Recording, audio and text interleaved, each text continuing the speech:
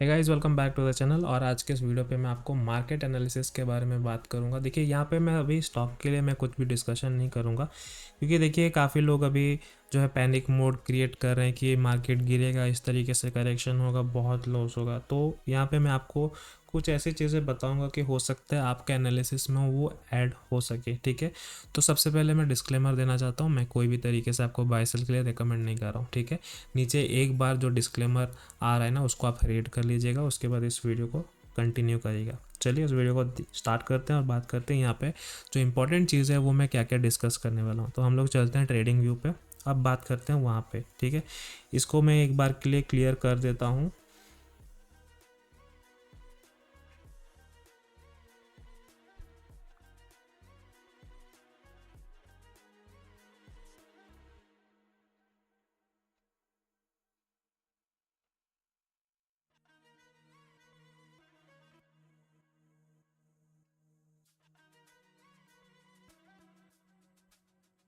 Okay, तो चलिए हम लोग बात करते हैं कि सबसे पहले निफ्टी 50 में जो चीज़ें होती है, किस तरीके से काम करेगा, हम लोग को किस तरीके से प्लान करना है, वो मैं आपको समझा देता हूँ।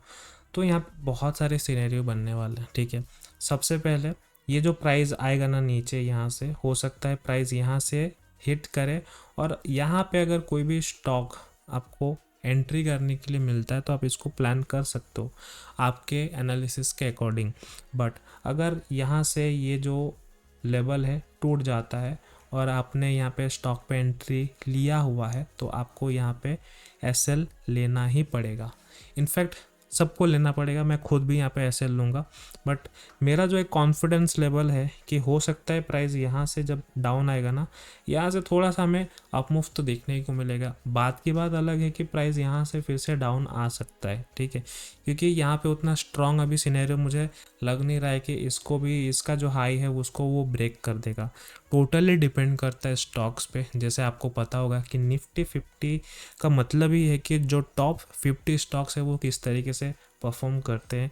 अगर आपको नहीं पता टॉप 50 स्टॉक्स कौन कौन से, तो आप गूगल पे भी उसको सर्च कर सकते हो कि निफ्टी 50 के जो है टॉप 50 स्टॉक्स अभी फ़िलहाल कौन कौन से हैं। तो वो स्टॉक्स के जितने भी अगर आप एनालिसिस करोगे तो आपको वहाँ पे रिजल्ट दिख जाएगा और आपको वहाँ पे निफ्टी 50 का भी व्यू क्लियर हो जाएगा। ठीक है, तो ये था केस।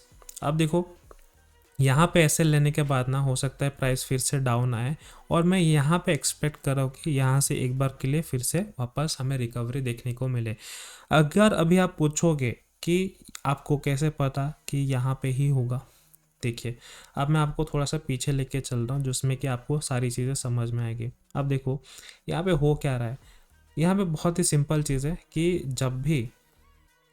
जब भी प्राइस यहाँ पे हिट कर रहा है, प्राइस डाउन आ रहा है। ठीक है, अब यहाँ पे देखो, एक बार हिट किया, यहाँ पे हिट किया, अगेन हिट किया, तो बार बार एक जगह हिट कर रहा है ना, जिसमें कि आप लोग को पता होगा कि ये एक दीवार है, जिसमें कि इसमें ये जो हैमर है ना, ये हैमर है, इसको बार बार आप यहाँ पे इस तरीके से जो है यहाँ पे ठोक रहे हो, तो इसका जो दीवार है वो क्या हुआ, कमज़ोर हो जाएगा। तो सेम चीज़ यहाँ पे भी काम हो रहा है कि जब प्राइस ने बार बार यहाँ पे टेस्ट करके ये जो रेजिस्टेंस लेवल है इसको टेस्ट किया, फिर से प्राइस डाउन आया, उसके बाद फिर से ऊपर आया।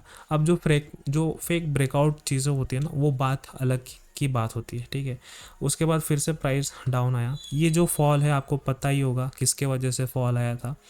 जो मोदी जी बोलते हैं, अमित शाह बोलते हैं और निर्मला सीतारमन जी बोलते हैं कि शूट करेगा शूट करेगा, तो उन लोग को लगा था कि मार्केट यहाँ से शूट करेगा, बट मार्केट ने एक डीप लगाया। ठीक है, काफ़ी लोगों का स्टॉप लॉस करवा दिया, उसके बाद यहाँ से एक अच्छा रिकवरी हमें देखने को मिला। ठीक है, तो जो लोग यहाँ पे स्मार्ट है उन लोग को तो पता है कि इन दिनों में हम लोग को ट्रेड नहीं करना चाहिए, तो उनका जो है पैसा बच गया होगा। अब उसके बाद जो उन्होंने रिकवरी देखा, तो हो सकता है कि यहाँ से अच्छा खासा मूव भी आया होगा, तो उस तरीके से उन लोगों ने प्लान किया। एनीवेज, हम लोग टॉपिक पे वापस आते हैं।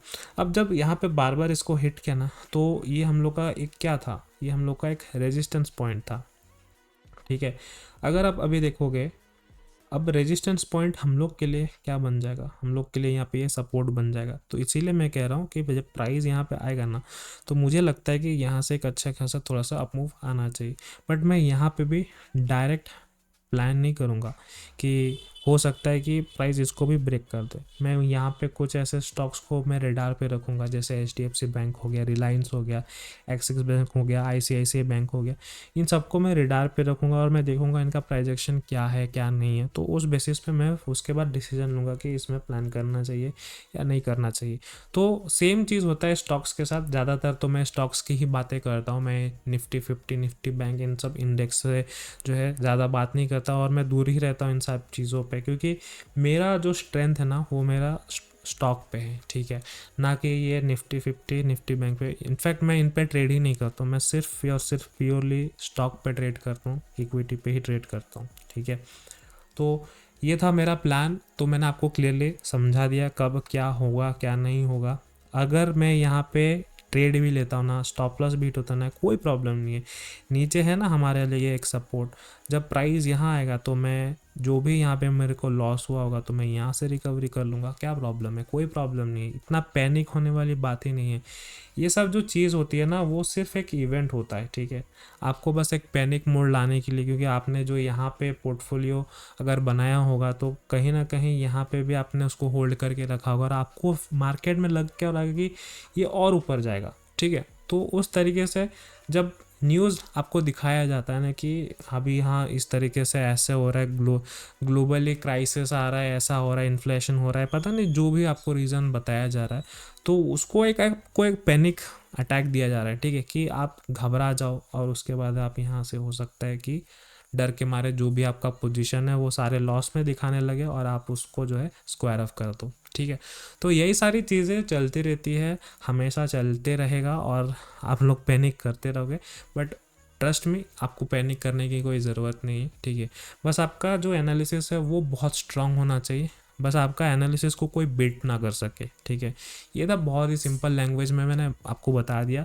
चार्ट के थ्रू में भी आपको मैंने बता दिया कि एग्जैक्टली कैसे क्या करना है कैसे नहीं करना है। स्टिल अगर आपके मन में कुछ भी डाउट आता है, कुछ भी सवाल आता है, तो आप हमें वीडियो के नीचे कमेंट करके भी पूछ सकते हो। तो मैं आपसे मिलता हूँ अगले वीडियो पे। बाय।